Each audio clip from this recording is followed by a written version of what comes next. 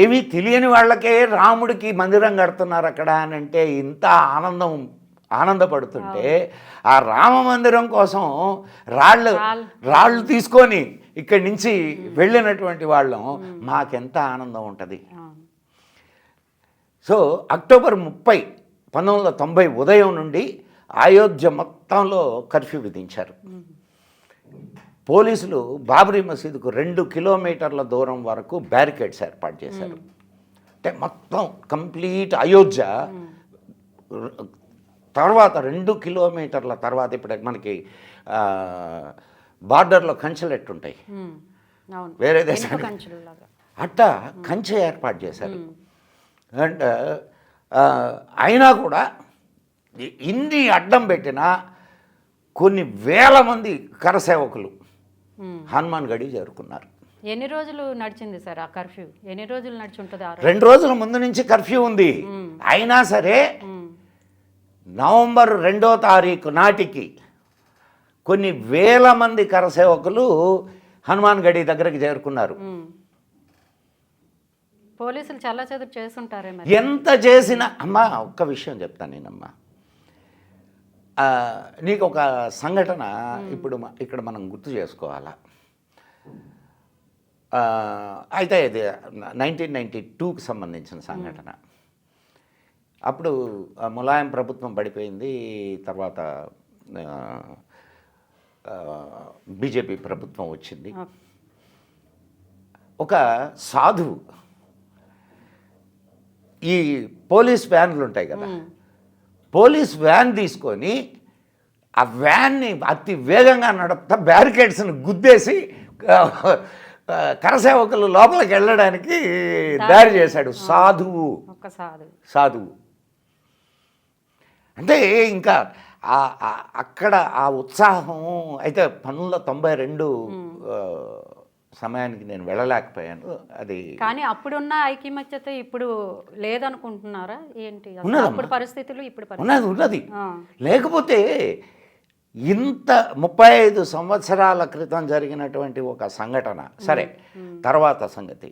ఈరోజు భవ్యమైన అక్కడ రామ మందిరం కళ్ళకు కనిపిస్తుంటే దేశవ్యాప్తంగా కాదు ప్రపంచవ్యాప్తంగా దానికి అత్యధికమైనటువంటి స్పందన మనకు కనిపిస్తుంది.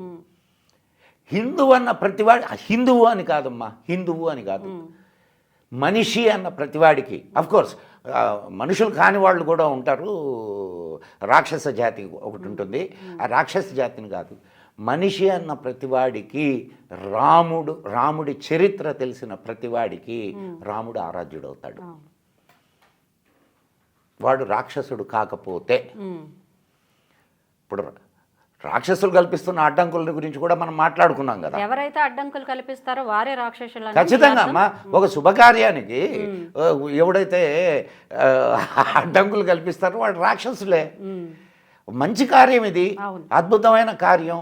దేశం మొత్తం ప్రపంచం మొత్తంలో ఉండేటటువంటి హిందువులందరూ ఎప్పుడెప్పుడా అని ఎదురు చూస్తున్నటువంటి ఒక మహత్కరమైన ఘట్టం. ఇటువంటి దానికి అడ్డు తగిలేటటువంటి వాళ్ళని మీరేమంటారో, రాక్షసులే అంటారో, లేకపోతే పిశాచులు అంటారో, ఇంకొకటి అంటారో, అది మీ ఇష్టం. కానీ అడ్డు తగిలేటటువంటి వాళ్ళు మాత్రం ఖచ్చితంగా వాళ్ళు ఆ జాతికి సంబంధించినటువంటి వాళ్ళే. ఈ హనుమాన్ గడి అనేది మన అయోధ్య, అదే బాబ్రీ మసీదుకి కట్టడం ఉంది కదా, దానికి చాలా దగ్గరగా ఉంటుంది. పోలీసులు టియర్ గ్యాస్ వదిలి కరసేవకులను చెదరగొడుతూ ఉన్నారు. ఇంతలో కొంతమంది కరసేవకులు బాబ్రీ కట్టడాన్ని ఎక్కేశారు. వారిలో బెంగాల్ నుండి వచ్చినటువంటి 2 అన్నదమ్ములు కూడా ఉన్నారు. ఒకటి పేరు శరత్ కొఠారి, మరొకడు రామ్ కుమార్ కొఠారి. రెండవసారి కూల్చారు, కానీ మొదటిసారి ఆ గుమ్మటాలని ఎక్కి అక్కడ కాషాయ ధ్వజాన్ని స్థాపన చేశారు. ఆ స్థాపన చేసినటువంటి వాళ్ళు ఎవరైతే ఉన్నారో వీళ్ళిద్దరు, కొఠారి, శరత్, ఇంకా కొందరు ఉన్నారు. అయోధ్యకు చెందిన వాళ్ళు కూడా ఉన్నారు. వాళ్ళని కూడా చంపేశారు. అవి ఆ కథలు మనం చెప్పుకుంటూ వెళ్తే అది ఆ, అంటే తరగని ఇవి. కానీ వాళ్ళని స్మరించుకోవడం మాత్రం ఇప్పుడు ఖచ్చితంగా మనం స్మరించుకోవాలి. ఈ హిందూ వీరులే బాబరీ కట్టడం పైన మొట్టమొదట కాషాయ ధ్వజాన్ని ఎగరవేశారు. అది చూసినటువంటి పోలీసులు కరసేవకుల మీద కాల్పులు ప్రారంభించారు. ప్రభుత్వ లెక్కల ప్రకారం ఆ రోజు 5 కరసేవకులు మాత్రమే కాల్పుల్లో మరణించారు. కానీ నిజానికి ఆ రోజు 11 మంది కరసేవకులు వీరస్వర్గం అలంకరించారు. ఆ సంఘటన తరువాత అయోధ్యలో చాలా ప్రశాంతత కనిపించింది. ఆ ప్రశాంతత ఎటువంటి ప్రశాంతత అంటే తుఫాను ముందు ఉండే ప్రశాంతత ఉంటుంది కదా, అటువంటి ప్రశాంతత. నవంబర్ 2, 1990 అయోధ్యలో జరిగిన సంఘటన ప్రతి హిందువు వేల సంవత్సరాలు జ్ఞాపకం పెట్టుకోవాల్సినటువంటి సంఘటన. ఆ రోజు హనుమాన్ గడి దాపుల్లో వేల మంది కరసేవకులు ఒకటయ్యారు, ఏకత్రితం అయ్యారు. ముల్లా సింగ్ ఆదేశాల ప్రకారం, అంటే ములాయం సింగ్, వాడిని ముల్లా సింగ్ అని అంటాం మేము. ముల్లా సింగ్ ఆదేశాల ప్రకారం పోలీసులు కరసేవకుల మీద కాల్పులు మొదలెట్టారు. ముందు లాఠీ చార్జీ చేశారు, కానీ కరసేవకులు కంట్రోల్ కాలేదు. ఎక్కడ కంట్రోల్ అవుతారమ్మా? ఎంతమంది, ఒకరా ఇద్దరా, కొన్ని వేల మంది లోపలికి అసలు ఎట్లా చొరబడ్డారు అనేది కూడా. ఇప్పుడు ఎంతమంది పోలీసుల్ని కాపలా పెడతారు? వందల్లో ఉంటారు పోలీసులు, కానీ వేలల్లో లక్షల్లో జనాలు వస్తుంటే వాళ్ళని ఎక్కడ ఆపలేరు, కంట్రోల్ కాలేదు. అందువల్ల కాల్పులు జరపవలసి వచ్చింది అనేది పోలీసుల కథనం. కానీ ప్రత్యక్ష సాక్షి పత్రికా విలేకరి హేమంత్ శర్మ రాసిన పుస్తకం నుంచి, ఆ పుస్తకంలో అసలు పోలీసుల నిజస్వరూపాన్ని బయటపెట్టింది ఆ పుస్తకం. దిగంబర అఖాడా వైపు నుండి అని మీకు నేను హిందీలో రాసినటువంటి విషయాన్ని మీకు తెలుగులో నేను చెప్పడానికి ప్రయత్నం చేస్తాను.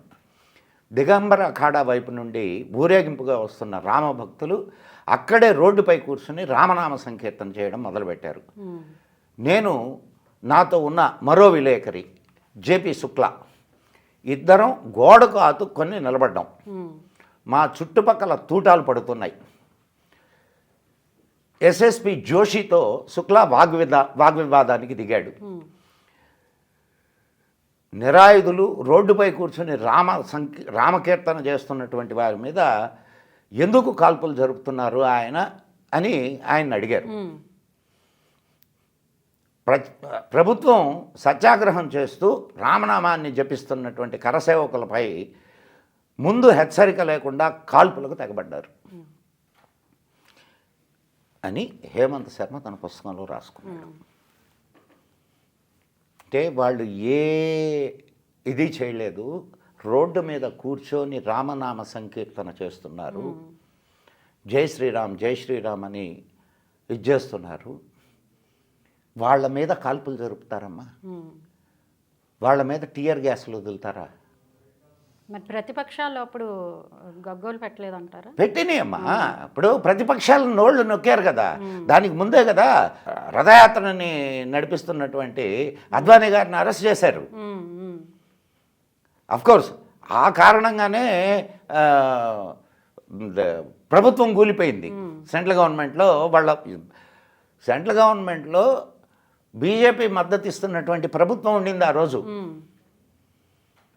అది వీళ్ళు మద్దతు ఉపసంహరించుకున్నారు, అది కూలిపోయింది. 4 ప్రభుత్వాలు కూలిపోయినాయి. ఏది? అయోధ్య కోసం 4 ప్రభుత్వాలు, అది బీజేపీ ప్రభుత్వాలు, బీజేపీ రిలేటెడ్ ప్రభుత్వాలు, బీజేపీ మద్దతు ఇస్తున్న ప్రభుత్వాలు, బీజేపీ పాలిస్తున్న ప్రభుత్వాలు 4 కూలిపోయినాయి. అంటే 4 ప్రభుత్వాలని వదులుకున్నారు బీజేపీ వాళ్ళు అయోధ్య కోసం, ప్రత్యేకంగా అయోధ్య కోసం. అంటే దీన్ని బట్టి ఇప్పుడు వాళ్ళు అక్కడ ఇది చేస్తున్నారు, అది చేస్తున్నారు అని చెప్పి అంటున్నారు. వాళ్ళకి అధికారం ఉందా లేదమ్మా? అండ్ వాళ్ళ మేనిఫెస్టోలోనే రాసుకున్నారు రామజన్మభూమి మా ప్రధాన అజెండా అని. కాబట్టి అంటే హిందువులకు తోడుగా నిలబడ్డారు వాళ్ళు అప్పటి నుంచి మొదటి నుంచి ఇప్పుడు యూపీ ముఖ్యమంత్రి యోగి ఆదిత్యనాథ్ ఆదిత్యనాథ్. వాళ్ళ గురువు గారు వీళ్ళందరూ ఇది అప్పటి నుంచి పోరాడుతున్నారు. 1958 నుంచి కేకే నాయర్ గురించి చెప్పుకున్నాం కదా. అవును. ఆ టైంలో యోగి ఆదిత్యనాథ్ గురువు గారు వీళ్ళందరూ కలిసి చేసినటువంటి ఉద్యమం అక్కడ.